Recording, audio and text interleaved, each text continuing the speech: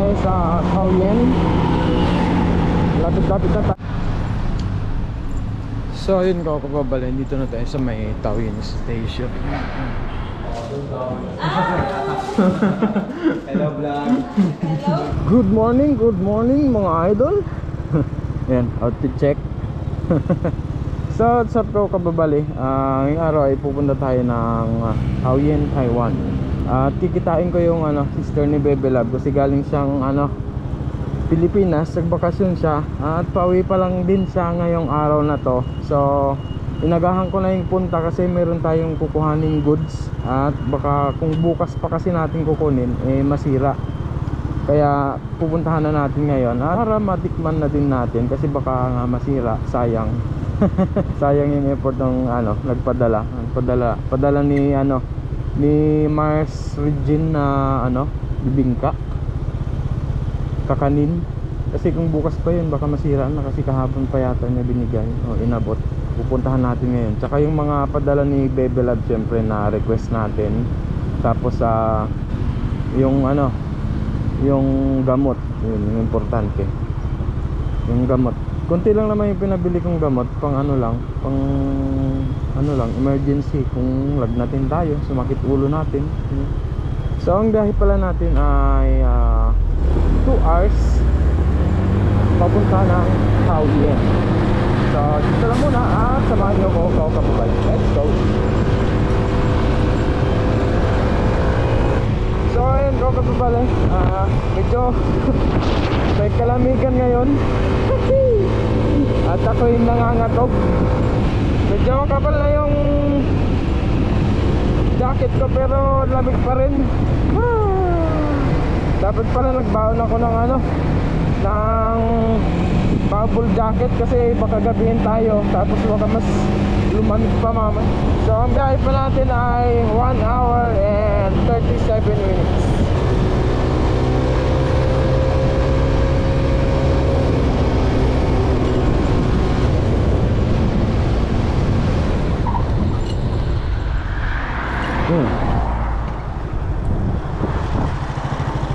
Dami gulong.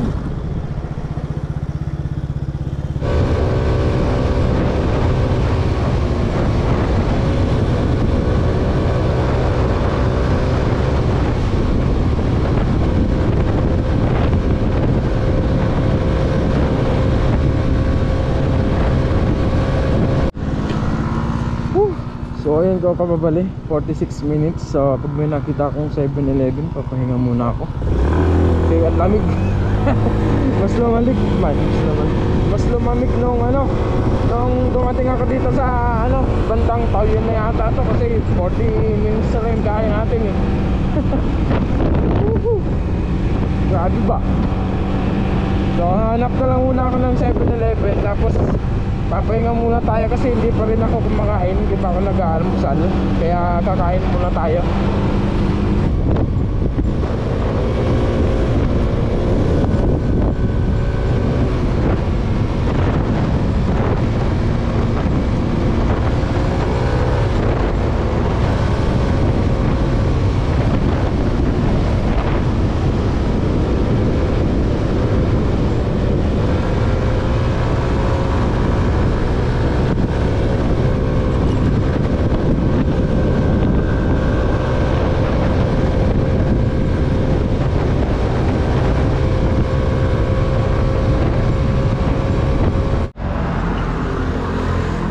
So ayun ko kababali, may nadaanan ako 7-Eleven. Ayan. So papahinga muna tayo, kain muna para magkalam naman yung tiyan natin kasi nagugutom na rin ako. Ang sakit sa ulo nung lamig parang pakiramdam ko yung mag-winter ulit. So ayun ko kababali, yung binili ako ng chewing gum para may ngayain ako yung tinapay natin. So kain muna tayo, sumakit ulo sa lamig.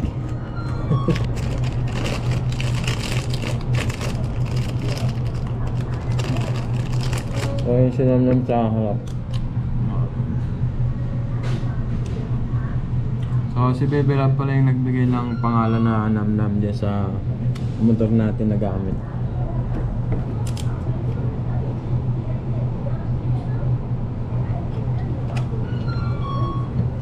So yun, go kababalik, biyahe na tayo ulit. Ang biyahe pa natin ay 34 minutes.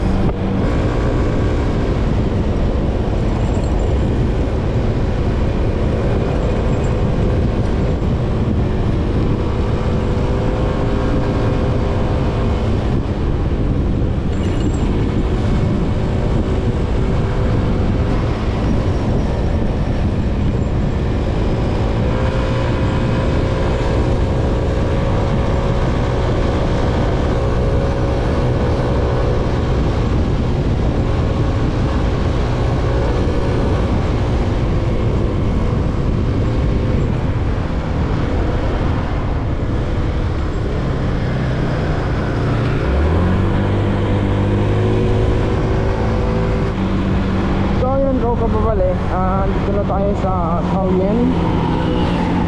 Lapit-lapit na tayo sa sa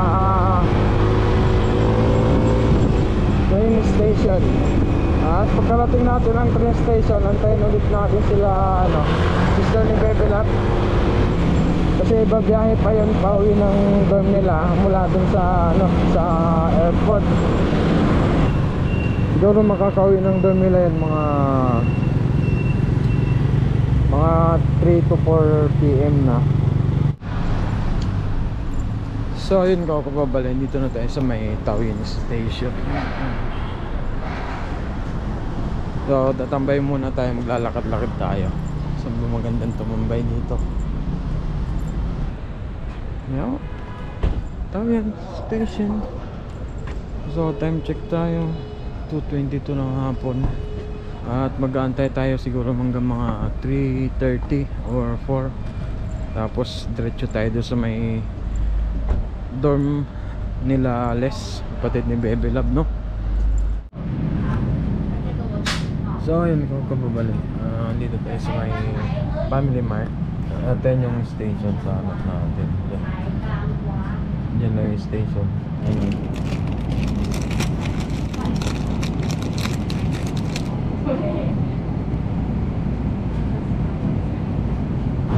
So yun, kababalik, pupunta na tayo dun sa dorm nila Les, kasi nakarating na sila doon. Nag-chat na sa akin si Banban at nag-aantay na sila.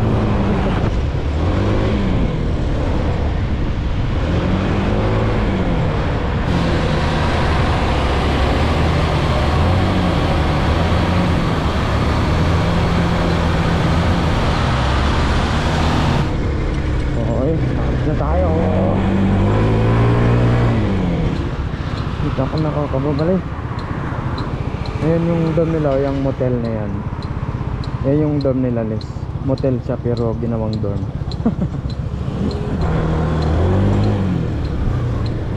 Ayan, dito na ako magpark. Tapos chat natin sila. So ayan, kakababalik, sakto. Kakalabas lang din ni Les ng ng dorm nila, yung dorm nila. Tapos may 7-Eleven dito. Tapos yeah.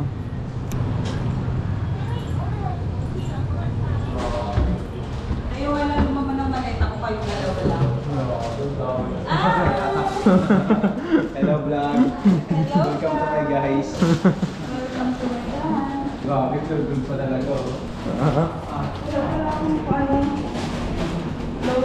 Yun na yung suit ko yan. Hindi ka nilamig. Is pogi ah. Nangangatog na ako.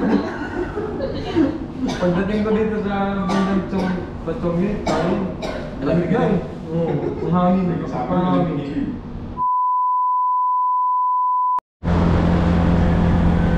So what's up, kababalik? Bawi na tayo. At meron lang tayong idadaan sa Sinpong na padala din doon sa mga katrabaho ni Maring ni Maring Regine, mga katrabaho niya nung siya ay nandito pa sa Taiwan, kasi pinadalan din niya ng mga kakanin. So ihahatid natin doon, tapos diretso na tayo pauwi ng dorm.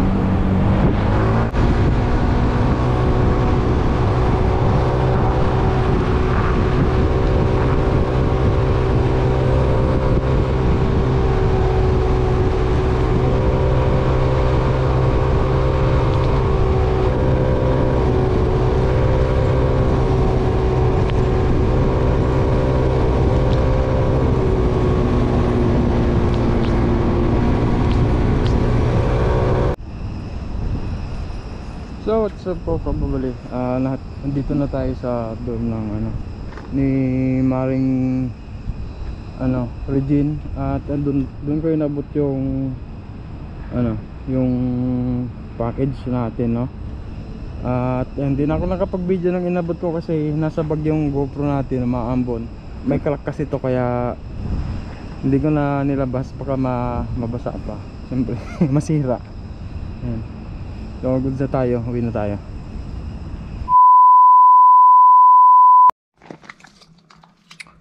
So yun kung kababali, ito na pala yung bagahe natin. So dalawa nito. Baka madurog na yung otak natin. Otak na yun, ito pala.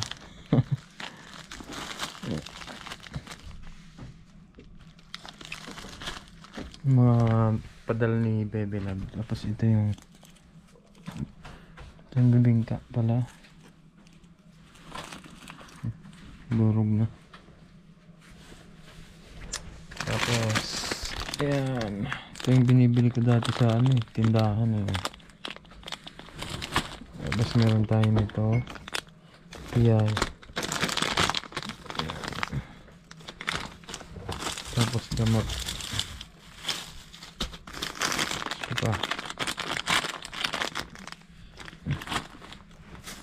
Tapos ito rin, ayan, yung tag-piso dun sa Pinas. Binibili ko rin to dati. Ang daming flavor nya. Diba? Meron na nito Milky Mo. Milky Mo pastillas. Tapos meron pa, iba-iba nga yung flavor nya. Tapos ito yung mga rosary galing sa Manawag Church. Bibigyan natin sila Maring Arlene dito.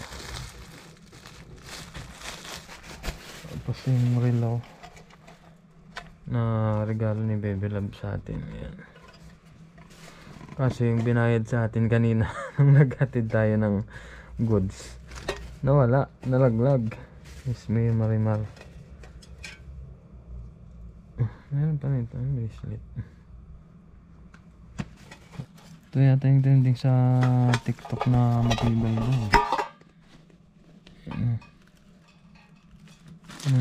Ayun lang.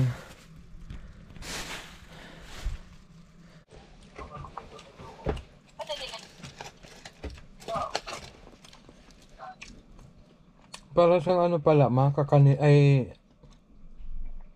yung yung parang pancake. Masarap. Bibingka.